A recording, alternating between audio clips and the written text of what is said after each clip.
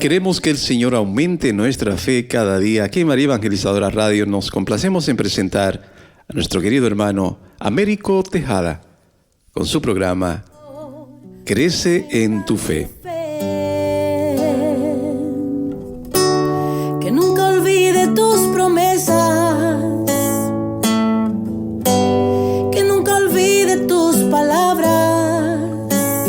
Saludos en este glorioso día y bendiciones a los reales creyentes que escuchan María Evangelizadora Radio, que están sedientos de la palabra de Dios.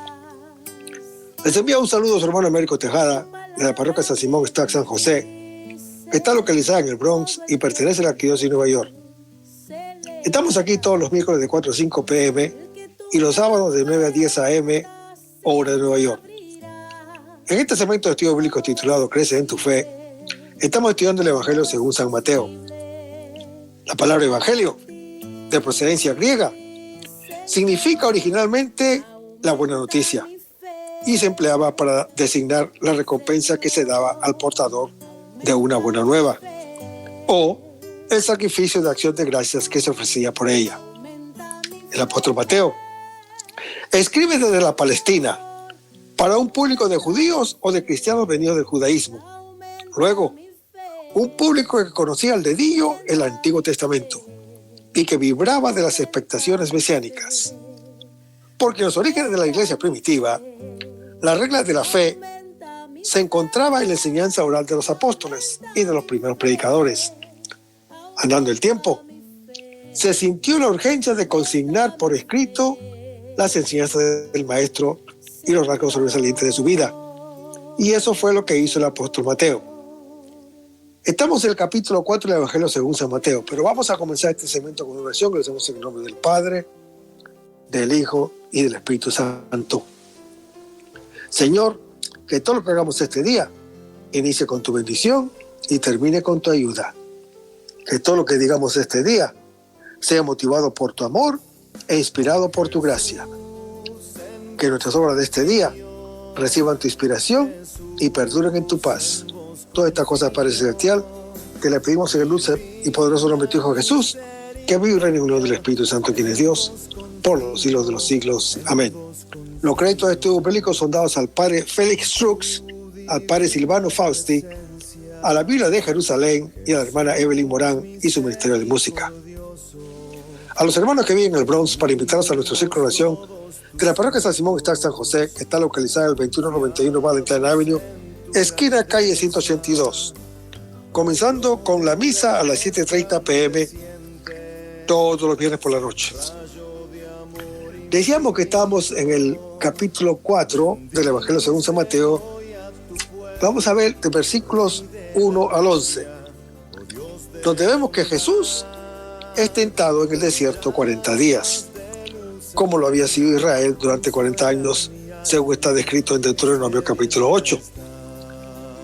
Pero las tentaciones hay que entenderlas de acuerdo con las citas bíblicas del Antiguo Testamento, como tentaciones contra el amor de Dios, que es el valor supremo del pueblo de Dios, frente a la riqueza, a la gloria y al poder humano. Jesús es presentado como uno que ama a Dios perfectamente, con todo el corazón, con todas sus fuerzas, con toda su alma, como está en Mateo capítulo 16. Antes de comenzar su obra mesiánica y de proclamar la nueva ley en el Sermón de la Montaña, el Señor Jesús se prepara con oración y ayuno en el desierto. Moisés había precedido de manera semejante a Jesús antes de promulgar en nombre de Dios la antigua ley del monte Sinaí, como está relatado en Éxodo capítulo 34. Y el profeta Elías había caminado 40 días en el desierto para cumplir su misión de renovar el cumplimiento de la ley mosaica, como está en Primera de Reyes capítulo 19. Hermanos, Jesús fue conducido por el Espíritu Santo al desierto para ser tentado por el diablo. El nombre diablo significa acusador de todos nosotros, calumniador. Encarna todo lo que obstaculiza la obra de Dios y de Cristo, según lo anuncia Juan capítulo 8.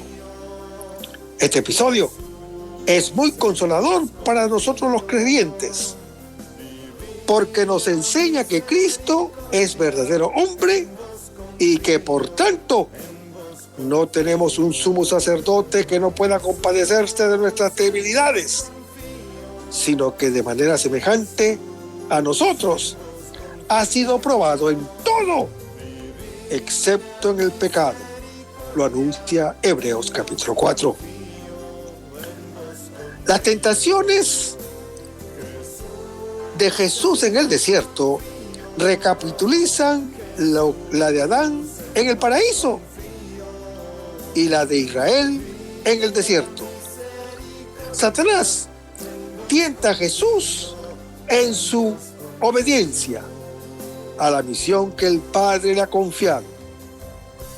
Cristo, nuevo Adán, resiste y su victoria anuncia la de su pasión, en la que su amor filial dará suprema prueba de obediencia. La Iglesia se une particularmente a este misterio en el tiempo litúrgico de la Cuaresma. Ahora, la expresión Hijo de Dios adquirirá, pues, un sentido divino en Romanos capítulo 9. Cuando, después de la Pascua, los discípulos comprenderán las palabras del Señor Jesús. Es notable que en las tres tentaciones concretas que se narran en este episodio, Jesús las rechaza con tres textos que todos ellos están tomados de un mismo libro del Antiguo Testamento, que es el libro de Deuteronomio. Y esto no carece de sentido, pues dicho libro se refiere a la experiencia de Israel en el desierto e interpreta esos 40 años de esta manera. Acuérdate de todo el camino por donde el Señor, tu Señor, te ha conducido durante estos 40 años en el desierto, para humillarte, tentarte y así conocer lo que había en tu corazón, si ibas a guardar sus mandamientos o no. Te humilló, te hizo sentir hambre y luego te dio a comer el maná, como está descrito en Deuteronomio capítulo 8. Hermanos, Israel conducido, Jesús conducido por el Espíritu Santo. Israel al desierto, Jesús también es conducido al desierto. Israel para ser tentado y Jesús para ser tentado también. Israel, 40 años. Jesús, 40 días. Pero donde Israel había fallado miserablemente, la prueba al caer repetidas veces en la tentación, murmurando y rebelándose contra Dios, allí Jesús será totalmente fiel, venciendo la tentación y manifestando una obediencia sin reservas respecto al mandamiento del Padre. Un detalle notable, hermano que me escuchas, es que a Israel le sobrevinieron esas tentaciones después de la muestra grandísima de amor que Dios les había dado al pasarlos por el Mar Rojo. Sin embargo, fallaron. Así también a Jesús le caen encima las tentaciones después de pasar por el río Jordán, donde en su bautismo ha experimentado el amor del Padre que lo llamó, que le llamó mi Hijo bien amado, en quien tengo puesta mi complacencia. Como de Mateo capítulo 3. Pero Jesús, hermano que me escuchas, fortalecido precisamente por este amor del Padre, no falló en su fidelidad. El amor le dio la fuerza para vencer. Tanto más diabólico era el intento de Satanás, pues éste trata de pervertir estas palabras de Dios Padre, por supuesto. Porque 2 veces Satanás le reta a Jesús y le dice: si tú de veras eres hijo de Dios, como para sembrar duda acerca de esa declaración amorosa del Padre y estimular a Jesús a que trate de comprobar la sinceridad de esas palabras, poniéndola al Padre a prueba mediante un desafío. Hermanos, esa misma tentación, que es diabólica, la usará Satanás contra Jesús en la cruz. También entonces retará su fe en el amor de Dios, poniendo 2 veces en duda su ser, el ser hijo de Dios, como de Mateo capítulo 27. Pero tanto aquí como allá, hermano que me escuchas, la confianza total de Jesús en su Padre vence la desconfianza y el reto que Satanás le sugería. Un último detalle de interés resulta cuando comparamos Mateo capítulo 4 con el pasaje correspondiente en Marcos capítulo 1, donde se lee: después el Espíritu le impulsa al desierto y permaneció en el desierto 40 días, siendo tentado por Satanás. Estaba entre los animales salvajes y los ángeles que le servían. Hermanos, parece que el evangelista Marcos, en esta descripción, compara a Jesús con Adán en el paraíso, rodeado de los ángeles y de los animales amansados. Pero mientras Adán en el Edén falló en su obediencia al ser tentado por la serpiente, allí Jesús, en situación semejante, triunfó, manteniendo obediencia heroica. Y por esta obediencia de Jesús somos salvados todos nosotros los creyentes, que fuimos perdidos por la desobediencia de Adán, como está relatada por el apóstol Pablo en su epístola a los Romanos, capítulo 5. O sea, hermano que me escuchas, mientras Mateo presenta a Jesús en esta escena como el nuevo Israel, Marcos lo ve como el nuevo Adán. Pero la enseñanza básica de ambos es exactamente igual. En la escena del bautismo, Dios Padre había manifestado que Jesús era el servidor de Yahvé, de quien habló Isaías en su capítulo 42.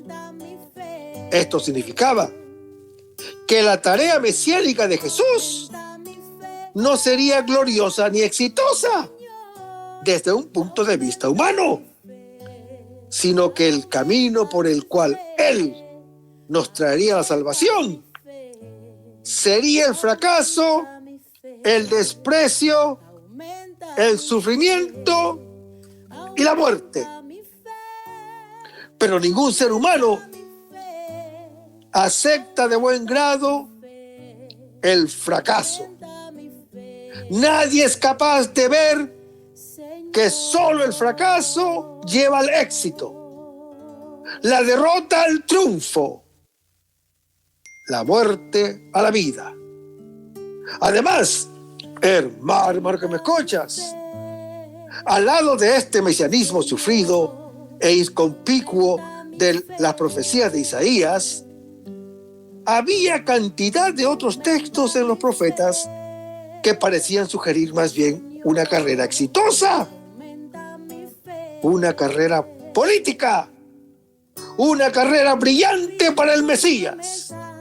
Pues bien, hermano que me escuchas, a estas ideas de un mesianismo terreno y ostentoso alude Satanás para tratar de desviar a Jesús del mesianismo sufrido que Dios, como único camino, le había designado. Por eso, en esta primera tentación de convertir piedras en panes, el diablo alude a las esperanzas de un mesianismo materialista, con abundancia de riquezas materiales, en que soñaban muchos judíos de esa época. Pero Jesús tiene que ir por otro camino, no el ancho camino del éxito y del aplauso, sino el camino estrecho y dificultuoso del desprecio y de la obediencia. Porque el reino de Dios que Él viene a restaurar no es exterior y material, sino interior y espiritual. Por eso dirá después a los judíos, cuando estos le desafiaban a mostrar la fuerza exterior de su reino, cuando Él les dice, el reino de Dios no viene con ostentación, de modo que se diga, verlo aquí o allá, sino el reino de Dios está dentro de vosotros, como lo dice el Señor Jesús en Lucas capítulo 17. Por eso, hermano que me escuchas, también aquí la respuesta de Jesús rechaza este tipo de mesianismo materialista y brillante, pues sería un desafío al propio Dios que ha prometido bienes espirituales y no materiales, y que exige fe interior y no una visión exterior. De ahí la respuesta de Jesús: no de solo bienes materiales vive el hombre, sino más bien ha de alimentarse con la fe en las promesas de Dios. Hermanos, esta respuesta está tomada de Deuteronomio capítulo 8, pero alude a los episodios de Israel en el desierto cuando, perdiendo la fe en la guía de Dios, murmuraban contra Él y le desafiaban a darles beneficios materiales, como son el agua, las codornices y sobre todo el pan, el maná. Véanlo y léanlo en Éxodo capítulo 15, por favor, léanlo. Pero Jesús se resiste ante semejante tentación de desconfianza para con el Padre. Por eso no pide maná para sí, más bien será al revés. Él ha venido para darse como maná a los demás, como está en Juan capítulo 6. Pues la providencia de Dios amoroso siempre perseverará, según Él mismo, tal vez a base de esta experiencia, lo dirá después. No andéis preocupados por vuestra vida, ¿qué vais a comer? Mirad las aves del cielo, no miran ni cosechan ni guardan las en dispensas, pero vuestro Padre celestial las alimentan. Buscar primero el reino de Dios y su justicia, y todas estas cosas se os dará por añadidura. Vayamos a Juan capítulo 6, versículos 51 a 58, donde vemos aquí que Jesús vuelve al tema del éxodo. El maná era considerado como las más grandes providencias que Dios tuvo con su pueblo en el desierto del Sinaí, según el Salmo 105. Pues bien, hermano que me escuchas, Jesús coloca en un rango muy superior el nuevo pan de la vida, que es Él mismo. Cuando dice, yo soy el pan de la vida. Los padres comieron el maná, que es llamado pan del cielo, y murieron. Fue un alimento que sostuvo la vida natural de los israelitas durante los días del desierto, pero al fin murieron. En cambio, este otro pan que desciende del cielo produce vida espiritual, produce vida eterna, de manera que quien comiere de él no morirá. El pan del cielo da la vida, una vida que la muerte natural no podrá destruir y que será el principio de la resurrección. Y esa resurrección que está hablando aquí las Escrituras es la resurrección de todos nosotros los creyentes. Y dice la Escritura, y el pan que yo daré es mi carne. Hermanos, esta frase nos introduce directamente en el misterio eucarístico. Primero, yo soy el pan que vive. Hay aquí un matiz nuevo. Ese pan no solo produce como un efecto la vida, sino que por naturaleza es el pan viviente. Segundo, que bajó del cielo. Sin urgir el significado propio del verbo griego, hay aquí una referencia a la venida de Jesús en la encarnación. Tercero, si alguno come de este pan, vivirá eternamente.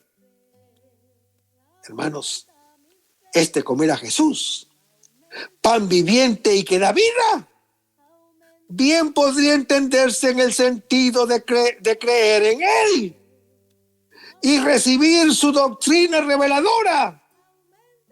Pero la frase siguiente descubre su verdadero sentido. Cuarto, y el pan que yo daré es mi carne por la vida del mundo.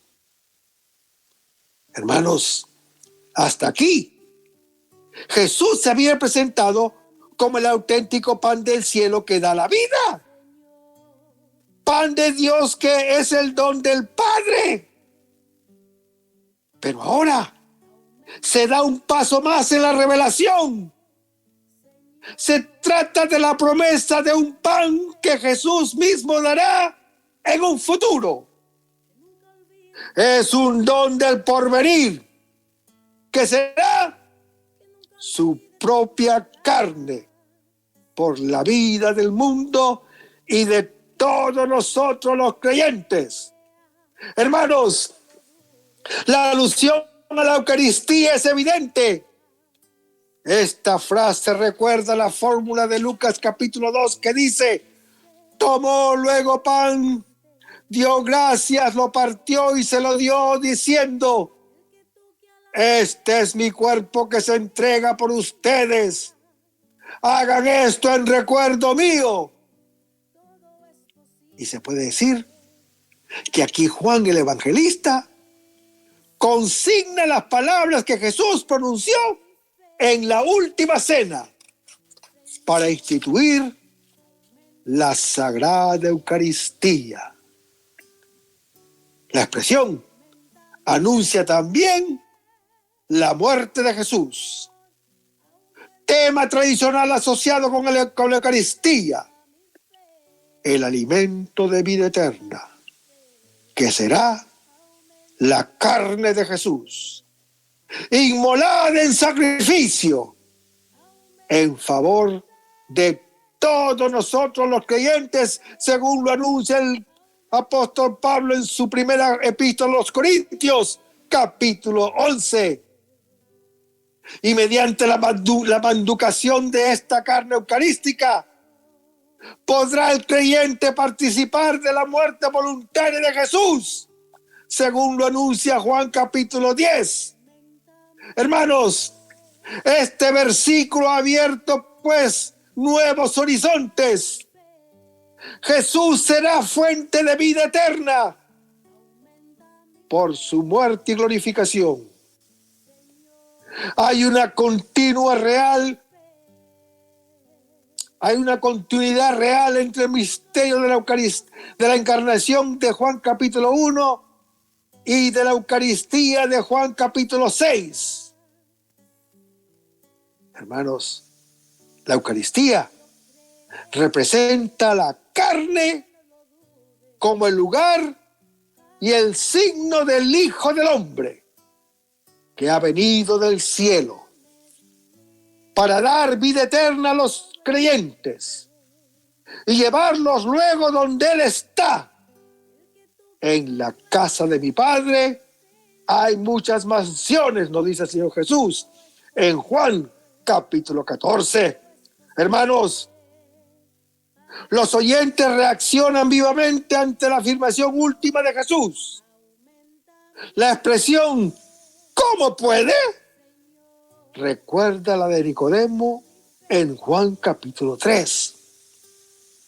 Esta objeción va contra otro aspecto esencial del misterio de Jesús: el destino de su cuerpo muerto y resucitado. Para admitir el misterio de Jesús se requiere el don de la fe. Nadie puede llegarse a la verdad si no es permitiendo que la luz disipe las tinieblas del corazón. Y la frase vivirá para siempre es una alusión al árbol de la vida de Génesis capítulo 3. Hermanos, Cristo nos da acceso de nuevo al árbol de la vida del paraíso descrito en Apocalipsis capítulo 22, del que no será arrojado el hombre. Para la gente es absolutamente impensable e inadmisible que Él pueda ser el pan bajado del cielo, que da vida eterna, como tampoco puede reconocer su origen divino, puesto que es un hombre como todos. Jesús hace saber entonces que la vida nos viene precisamente por su humanidad, por su carne ofrecida para la vida del mundo. Se pasa del pan que evoca el don del maná a la carne que alude el sacrificio del Cordero de Dios que quita el pecado del mundo. Doble alusión al Éxodo y a la Pascua. Lo que primero era una murmuración provocada por la atrevida afirmación del hombre Jesús, de que era del cielo, con lo que ni más ni menos se estaba haciendo como Dios. ahora se convierte en disputa al decir que la vida proviene del comer su carne de hombre. La salvación proviene precisamente del hecho de que Él es a la vez hijo del hombre e hijo de Dios. Hermanos, Cristo revela el misterio de la Eucaristía. Sus palabras son de un realismo tan fuerte que excluyen cualquier interpretación en sentido figurativo. Los oyentes sí entienden el significado propio y directo de las palabras de Jesús, pero no creen que pueda ser verdad. De haberlo entendido en sentido figurativo o simbólico, no les habría causado tan gran extrañeza, ni se hubiera producido la discusión y posteriormente el abandono de muchos ante la reacción de los judíos. Jesús no modifica ni suaviza su pensamiento. Antes bien, no modifica ni suaviza su pensamiento. Lo confirma con solemnidad cuando dice: en verdad os digo, si no comen la carne del Hijo del Hombre. Y añade un elemento nuevo cuando dice: y beban su sangre. Hermanos, carne y sangre designan en el uso semítico al hombre entero, a la persona total. Si el maná del desierto prefiguraba la carne de Jesús, la sangre de la antigua alianza en el Sinaí, que está descrita en Éxodo 24, anunciaba la sangre de la nueva alianza, sellada por Jesús. Hermanos, esta alusión a la sangre recuerda la copa sacrificial de que hablan los sinópticos en Mateo capítulo 26 y que habla Pablo en 1 Corintios capítulo 10. Y para ellos, y paralelos, la terminología de estos versículos reviste un carácter fuertemente sacrificial.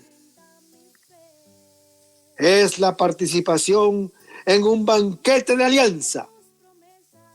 De allí brota la necesidad de la recepción de la Eucaristía, según lo ha mantenido la tradición de la Iglesia Católica por más de 2000 años, mediante la conversión del pan y del vino en su cuerpo y su sangre. Hermanos, Cristo se hace presente en este sacramento, como lo atestigua el Concilio de Trento, cuando resume la fe católica, cuando afirma: porque Cristo, nuestro Redentor, dijo que lo que ofrecía bajo la especie de pan era verdaderamente su cuerpo. Se ha mantenido siempre en la Iglesia esta convicción, que declara de nuevo el Santo Concilio: por la consagración del pan y del vino se opera el cambio de toda la sustancia del pan en la sustancia del cuerpo de Cristo, nuestro Señor, y de toda la sustancia del vino en la sustancia de su sangre. La Iglesia Católica ha llamado justa y propiamente a este cambio la transustanciación. Hermanos, el acentuado realismo de estos versículos fundamenta la presencia real de Jesús en la Eucaristía. Jesús todo Él está presente realmente, y no solo en símbolo y en figura.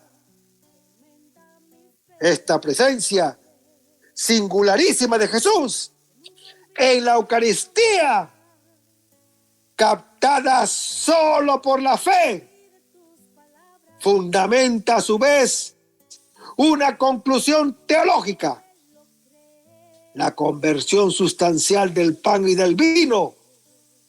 Lo que está allí ya no es pan.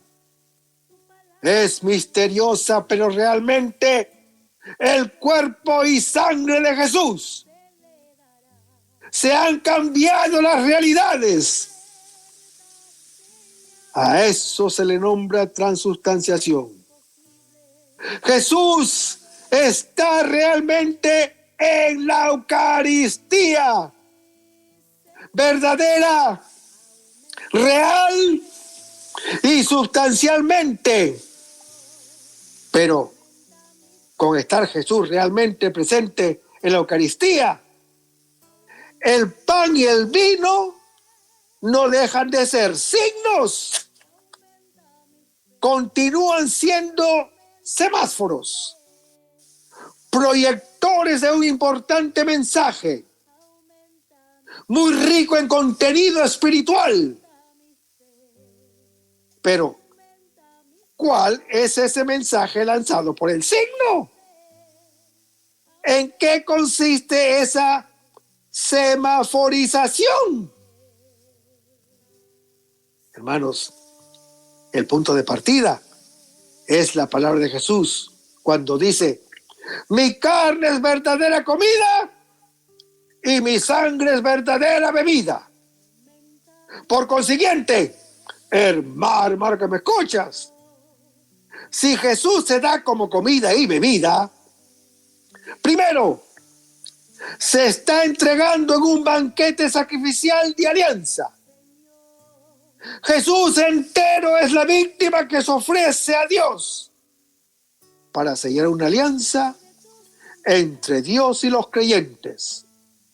Para que esa alianza sea perfecta y eficaz, el hombre tiene que verse libre y rescatado de sus pecados. Para ello, la sangre victimal que toca a Dios toca también al creyente y lo purifica radicalmente. La cena es un verdadero sacrificio. Es el sacrificio de Jesús. Es su donación que va desde la cena hasta la cruz. Hermanos, la cena eucarística es la actualización real, aunque de modo incruento, de aquel sacrificio incruento en la cena y cruento en Getsemaní, en la flagelación, en el Calvario. Segundo, se está entregando en un banquete de convivialidad y de fiesta, en una atmósfera de comunidad integrada por el amor. Tercero, se está entregando como alimento y bebida que comunican vida eterna. Cuarto, se está entregando como sustancia que transforma a los creyentes en Él mismo. Quinto, se está entregando como principio que sitúa a los individuos en la esfera de lo divino,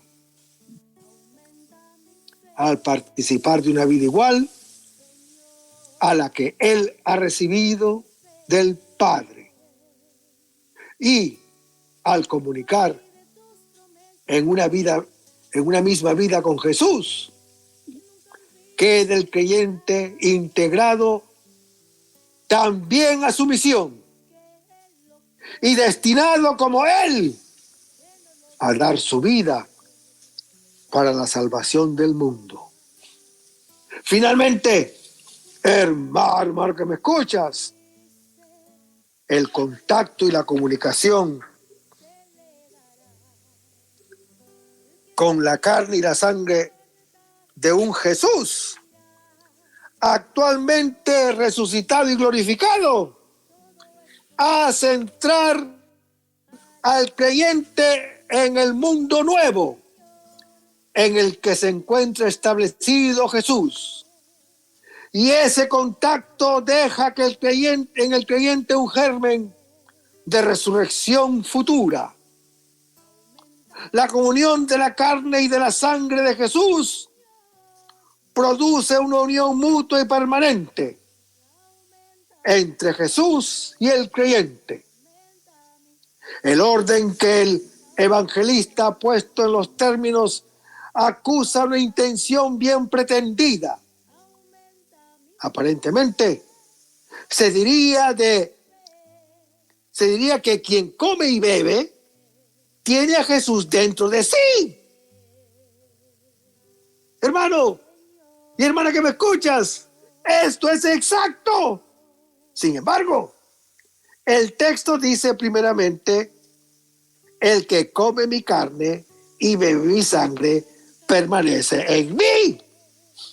En otras palabras, hermano que me escuchas, quien recibe la Eucaristía es introducido en Jesús, en su persona, en la realidad divina en que vive Él, en su mundo propio. Pero también es verdadero que Jesús, por su parte, entra en el creyente para comunicarle vida eterna, para permanecer en Jesús, para permanecer unido a Él. Hermano que me escuchas, hay que recibirlo en la Eucaristía, como lo dice Juan capítulo 15. Después se afirma aquí el aspecto más sublime de la Eucaristía: las relaciones íntimas que se crean entre el Padre y el enviado y el creyente. Porque dice Jesús: como el Padre que vive me envió. Hermanos, al Padre se atribuye ser fuente de toda vida. Y ese Padre confió una misión de vida a su Hijo en favor del mundo entero. Y Jesús dice: y yo vivo por el Padre. Hermanos, el Padre es el principio y fuente de donde Jesús recibe la vida. Y en tal plenitud que de Él se derramará a todos los demás, los creyentes como nosotros, según Juan capítulo 1. También el que me come, también él vivirá por mí, dice Jesús. Hermanos, la carne de Jesús, que es comida en la Eucaristía, es el medio por el cual el creyente recibe con sobreabundancia la misma vida del Padre. Esa vida que le ha comunicado el Padre al Hijo, según lo dice Juan capítulo 10. Así se establece una triple y recíproca unión entre el Padre y el Hijo y el creyente. El Padre y el creyente.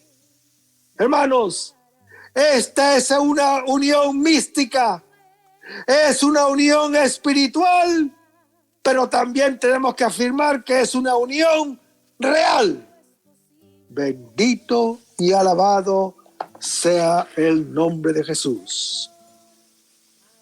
Y la segunda tentación es la del mesianismo milagrero, es una tentación con que Jesús a menudo se ha topado en su vida pública.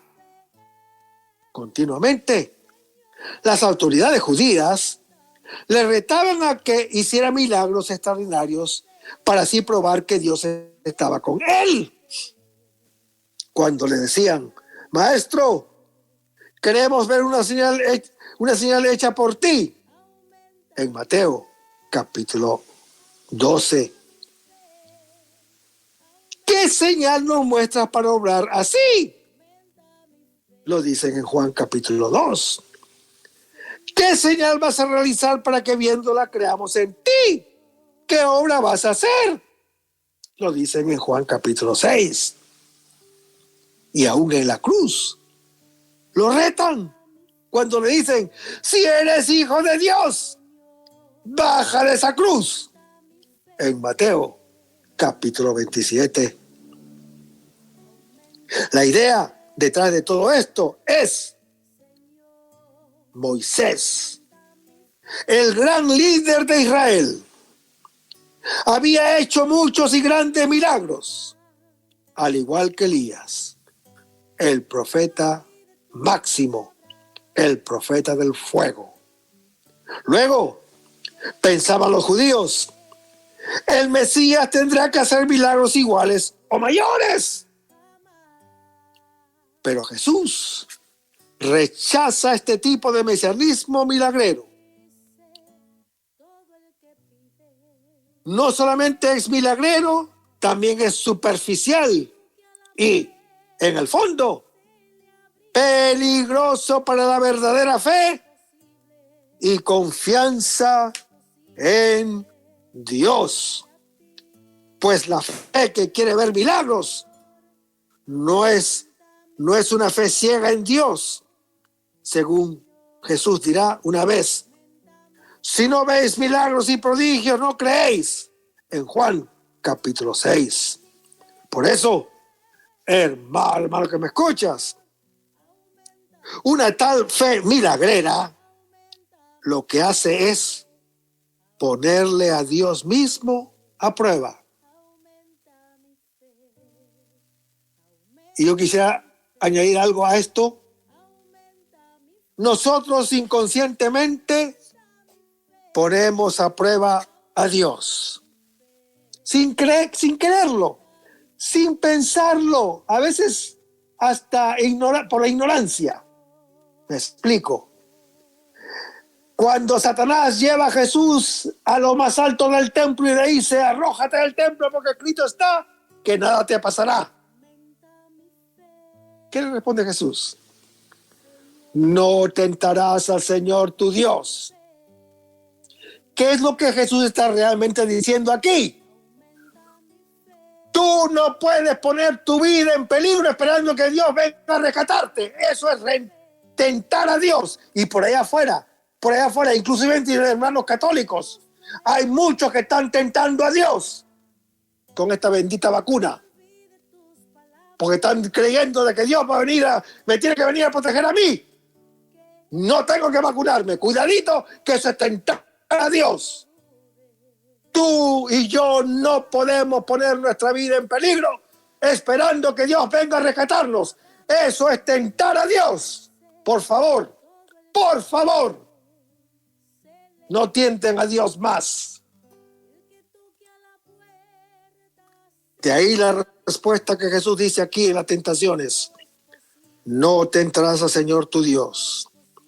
Esta es una cita de Deuteronomio capítulo 6, pero alude al episodio de Éxodo capítulo 17, donde Israel en Masá, lo cual significa tentación, había puesto a Dios a prueba, al dudar de que Él estaba con su pueblo o no. En Éxodo capítulo 17. Pero Jesús nunca ha dudado de que Dios estaba con él, ni aun cuando fue apresado por sus enemigos. Más bien dijo, ¿acaso no piensas que yo puedo rogar a mi Padre y me enviará enseguida más de 12 legiones de ángeles? En Mateo capítulo 26. Luego, Tampoco ahora tiene Jesús ni necesidad ni deseo de pedir que Dios le manifieste de esa forma su amor, porque de Él no duda en absoluto. En la tercera tentación es la del mesianismo político. Según las esperanzas de tantos profetas del Antiguo Testamento, que habían visto en el reino político de David el modelo para el reino de Dios. Pero para Jesús, esto significaría no seguir el camino del fracaso para que el reino viniese por la sola fuerza de Dios, sino aligerar su venida por los medios políticos del poder humano. Sin embargo, hermano que me escuchas, ¿cuántas veces Jesús debe haber sentido esa tentación de la impaciencia? De hecho, uno de sus propios apóstoles, Judas Iscariote, que pertenecía al partido político de los celotas, era una constante invitación a esto.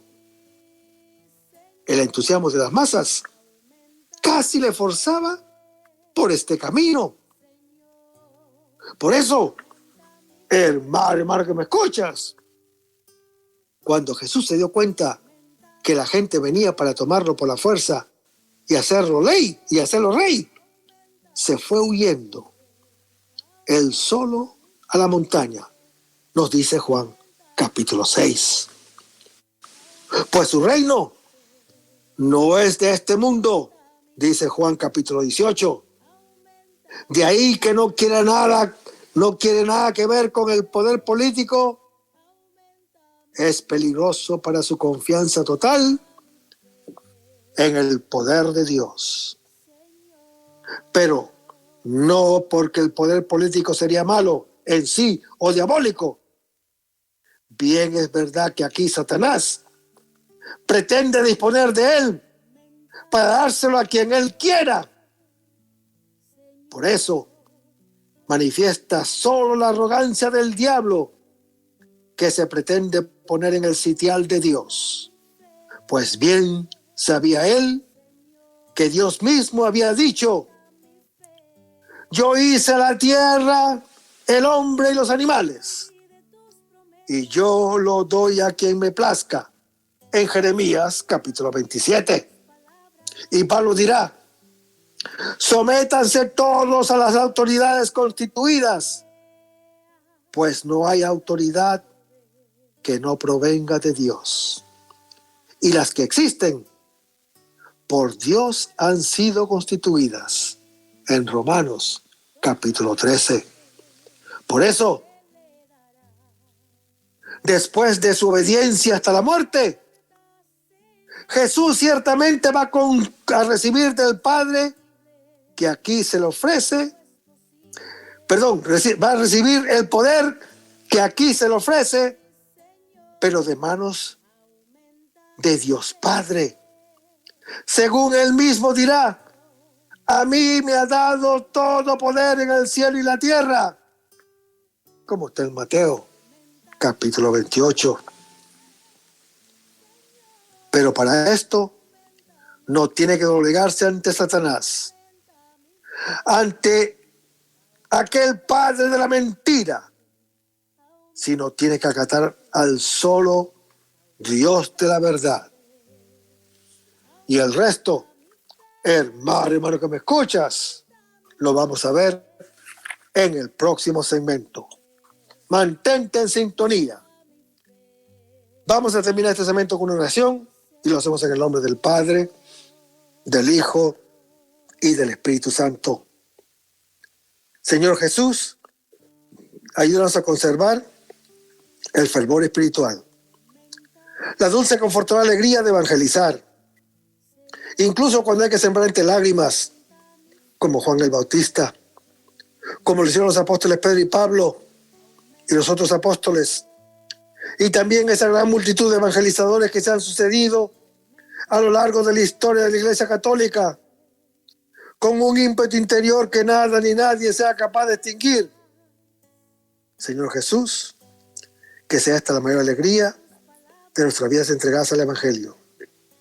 Y ojalá que el mundo actual pueda así recibir la buena nueva de tu Evangelio, porque tenemos la tarea de anunciar el reino de Dios y de implantar tu iglesia en este mundo que todavía no te conoce. Todas estas cosas, Padre Celestial, te las pedimos en el dulce y poderoso nombre de tu Hijo Jesús, que vive y reina en unión del Espíritu Santo, quien es Dios, por los siglos de los siglos. Amén. Hasta el próximo segmento. Que el Señor nos bendiga. Aumenta mi fe, Señor, aumenta mi fe. Aumenta mi fe, Señor, aumenta mi fe. Que nunca olvide tus promesas, que nunca olvide tus palabras, que Él lo crea, que no lo dude jamás. Tu palabra me dice, todo el que pide se le dará, y el que toque a la puerta se le abrirá. Todo es posible, todo es posible para ti, Señor. Aumenta mi fe, Señor, aumenta mi fe. Aumenta mi fe, Señor, aumenta mi fe. Aumenta mi fe, aumenta mi fe. Aumenta mi fe, aumenta mi fe. Aumenta mi fe, aumenta mi fe. Aumenta mi fe, aumenta mi fe, Señor.